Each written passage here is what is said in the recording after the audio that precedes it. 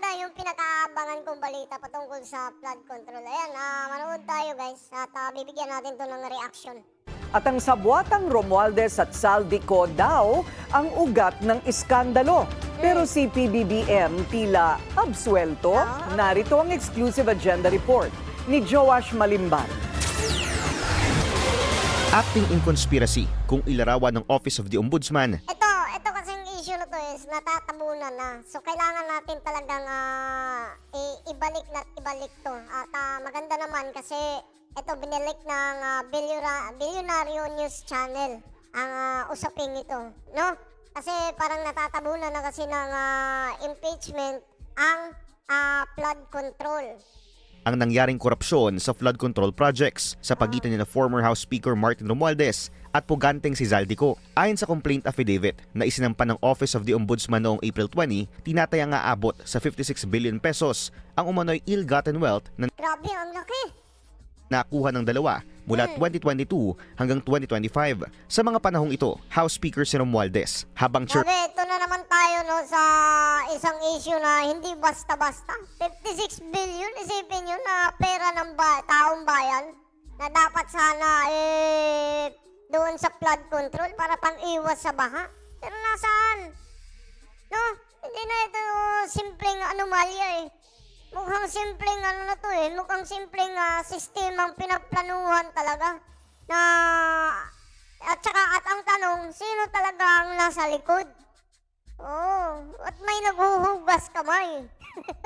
chairperson ng House Appropriations Committee si Ko. Ayon sa affidavit, coordinated acts ang ginawa ng dalawa. Kung pagbabasihan daw ang mga ebidensya, kasama ng statement ng mga lumutang na witnesses, tila inimpluwensyahan o inudyukan ni Romualdez si Ko na manipulahin ang public infrastructure funding. Nagsabuatan daw sina Ko at Romualdez sa pagbuo ng sistema para makakolekta ng kickbacks mula sa mga proyekto. Kabilang daw dyan ang naging pag-amin ni Ko na mayroong monthly quota na 2 billion pesos na regularly ay idinideliver daw sa mga Grabe naman yun. property na pagmamay-ari ng dating House Speaker. Ayon sa affidavit, by virtue of his position and authority bilang Speaker, si Romualdez daw ang nag-udyok kina Ko at iba pang public officials na gumawa ng umano'y acts necessary to implement the scheme. Kabilang daw dyan ang identification at insertion ng project sa national budget, ang pamamahala sa kanilang approval at funding at ang imposition and collection ng kickbacks. Pero paninindigan Based doon sa complaint ng ombudsman, may coordinate acts daw. Ibig sabihin, hindi ito solo act. Pinangalanan si Martin Romualdez at saka si Saldico. At ang mas matindi pa, may sinabing 2 billion monthly quota. Kung totoo yan, hindi lang yan korupsyon. Industriya na yan ng korupsyon. Grabe, ngayon, ito ang mga tanong na hindi pwedeng maiwasan. Kung may monthly delivery, saan ang gagaling yung consistency ng pera? Sino ang nag-a-approve ng buwan-buwan? Kung sinasabing mastermind si Romualdez, kaya bang kontrolin ng isang tao ang buong sistema ng budget at proyekto? Sino ba yung nag-a-approve? O may mas mataas pa may mas mataas pang galaw? Bakit may witness na lumutang? Pero may naglaho din. May tinatakot ba o may tinatago?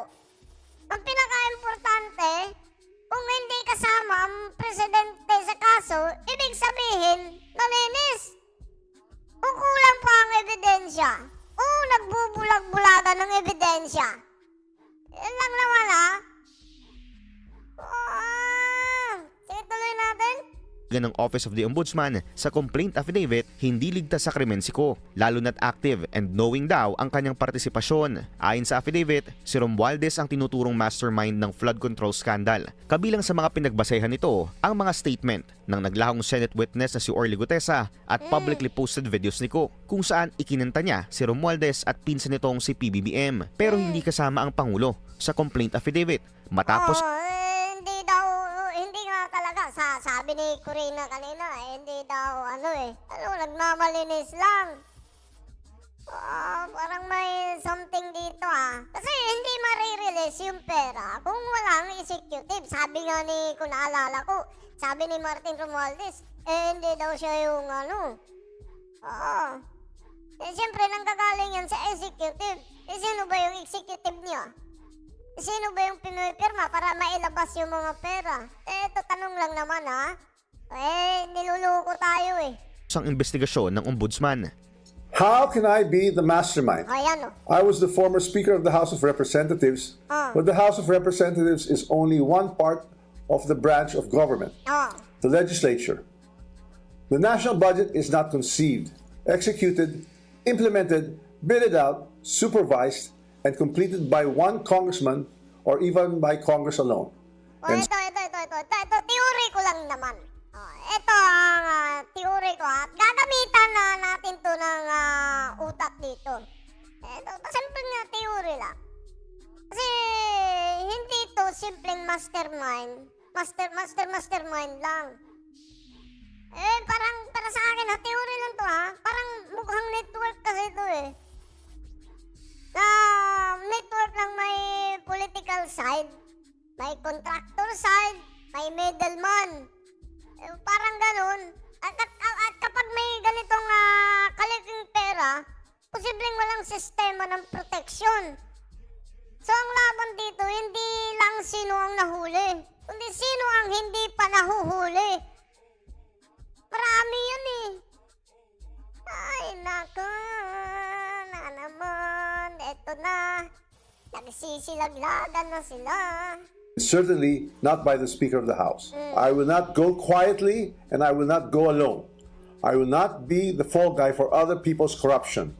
Wala pang formal na kaso sa kasalukuyan si Romualdez, pero bawal muna siyang lumabas ng bansa matapos aprubahan ng Sandigan Bayan ang precautionary hold departure order laban sa kanya. Kasama rin bilang correspondent sa isinampang complaint affidavit ng ombudsman ang frat brother ni Romualdez na si Jose Paras. Si Paras ang umano'y dummy owner ng Golden Pheasant, ang kumpanyang nagmamay-ari ng controversial property sa Hindi kasi pwedeng hanggang expose lang tayo, no?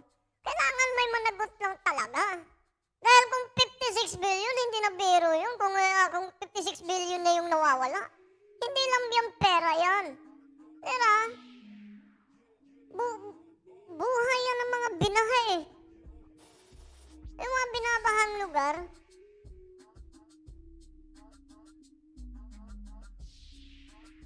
Diba?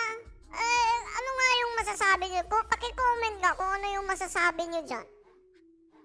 sa 30 Tamarind Road, South Forbes Park na sinasabing bagsakan ng pera ayon kay Ko. Para sa agenda, Joash Malimban, Billionaire News. Grabe yung